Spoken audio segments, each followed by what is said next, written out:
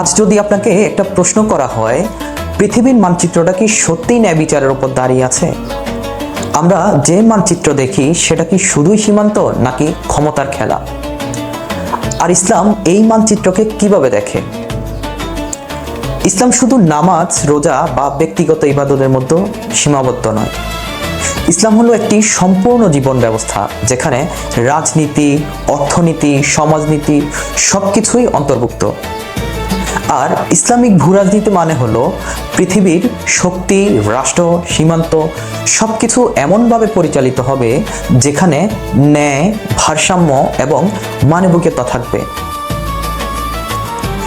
আজকের পৃথিবীতে রাষ্ট্রগুলো ভাগ হয়ে গেছে দেশ, জাতি, ভাষা, সংস্কৃতির নামে, কিন্তু ইসলাম একটি ভিন্ন ধারণা দেয়। উম্মাহ। উম্মাহ মানে হলো একটি বৈশ্বিক পরিবার, যেখানে একজন মুসলিম কষ্ট পেলে অন্যজন সেটা নিজের কষ্ট মনে করে। রাসূলুল্লাহ হযরত মুহাম্মদ সাল্লাল্লাহু আলাইহি ওয়াসাল্লাম বলেছেন, সমগ্র উম্মাহ একটি শরীরের মতো, এক অংশে ব্যথা হলে পুরো শরীর ব্যথা পায়। আজকের বিশ্বে ভূরাজনীতি মানে হলো শক্তিশালী দেশ দুর্বল দেশকে নিয়ন্ত্রণ করবে। যেমন কোথাও যুদ্ধ, কোথাও নিষেধাজ্ঞা, কোথাও সম্পদের লুট। কিন্তু ইসলামের দৃষ্টিতে ক্ষমতা মানে দায়িত্ব, কখনো আধিপত্য নয়।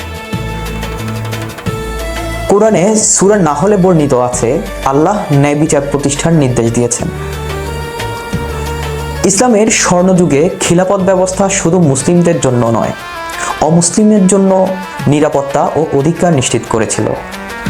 আমরা যদি উদাহরণ হিসাবে দেখি, খলিফা উমর রাদিয়াল্লাহু তাআলা আনহু জেরুজালেম জয় করার পর কোনো ধ্বংসযজ্ঞ করেননি, বরং শান্তি চুক্তি করেছিলেন, যেখানে খ্রিস্টানদের উপাসনার অধিকার নিশ্চিত করা হয়েছিল।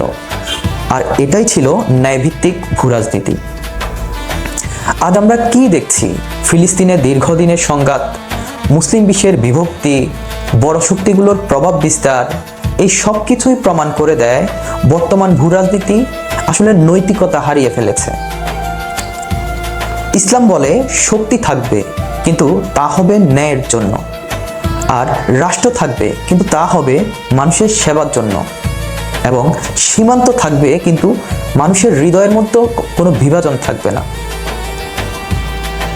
এমন একটি পৃথিবী যেখানে কোনো শিশুকে যুদ্ধের জয় নিয়ে বড় হতে হবে না, যেখানে সম্পদ হবে মানুষের কল্যাণে, কখনো শোষণের জন্য নয়। একটু ভাবুন, একটি পৃথিবী যেখানে ক্ষমতা নয়, ন্যায় বিচার নেতৃত্ব দিচ্ছে, আর ভয় নয়, নিরাপত্তা মানুষকে ঘিরে রেখেছে, এবং বিভাজন নয়, ভ্রাতৃত্ব মানুষকে যুক্ত করেছে। আর এটাই ইসলামিক ভূরাজনীতির স্বপ্ন।